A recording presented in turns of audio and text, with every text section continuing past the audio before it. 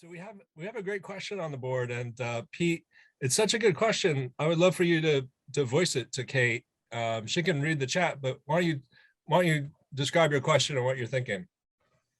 Well, I was kind of surprised when you started with the idea that the Bill of Rights was to partly protect the legislature and the majority, but the language to me seems so clear in so many of the amendments that he specifies the people. Well, I guess I should say they, but the people, the consent of the owner, no person. So this seems more individualized from the beginning than what you laid out. Well, if pardon me, but the rights of the people is exactly what I'm talking about. The people, the majority. Now, contrast that, if you will. I'm just going to quickly look at the 14th Amendment so that I'm reading it accurately. In the 14th Amendment, for example, there is language, nor shall any state deprive any person. Person is one person. But people, we the people, rights of the people, as I'm reading in your chat, that is the majority I'm discussing.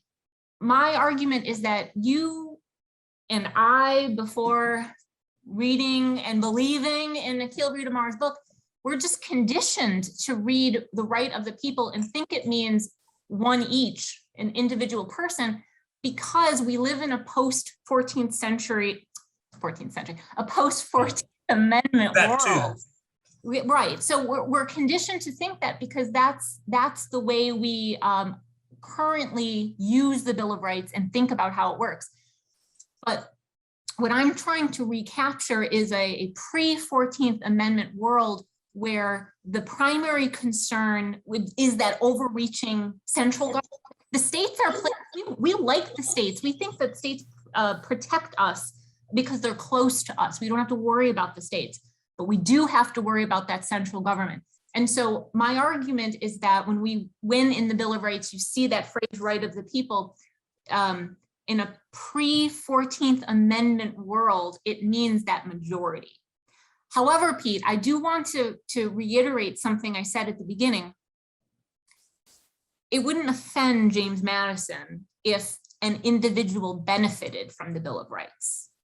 I'm not trying to say somehow wrong for an individual to benefit from like the speedy trial clause or the double jeopardy clause, something like that. That's fine. It's just that if we look at the amendments as a whole, what do they say all put together? And I would argue, given the context, given the text, it's about the collective we, the people. That was terrific. I love that exchange. Pete, it was a great question. And I think it was a great answer too. So kudos to both of you. Thank you. Well, you know what? I just, I said this at the beginning and let me reiterate it again. I am presenting to you an argument that I buy into fully. I think Akhil Reed-Amar is correct. But in 30 minutes, I cannot do it justice the way reading his actual text is. So Pete, you sound like you are sort of not fully convinced, and good, don't be fully convinced, but you're the sort of perfect kind of person to dig into like the full throttle, clause by clause argument and, really, see that original argument that Amar is making and see if that convinces you. But I think he's right on. I really do.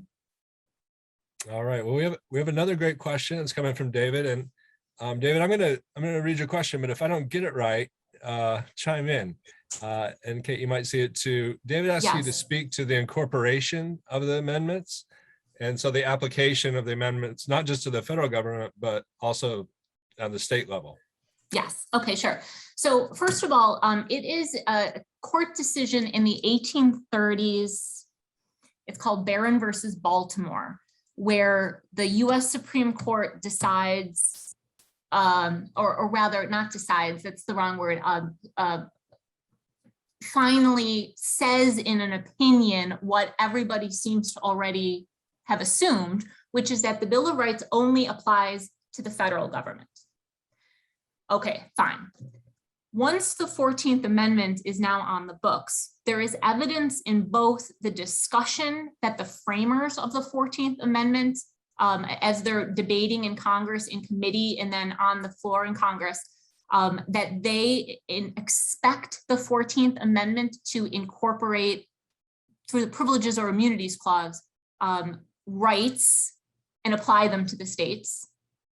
And then in judicial opinions that happen in the years following the ratification of the 14th Amendment, federal judges, including the Supreme Court, one by one, begin applying the clauses of the Bill of Rights through the language of the 14th Amendment to the states.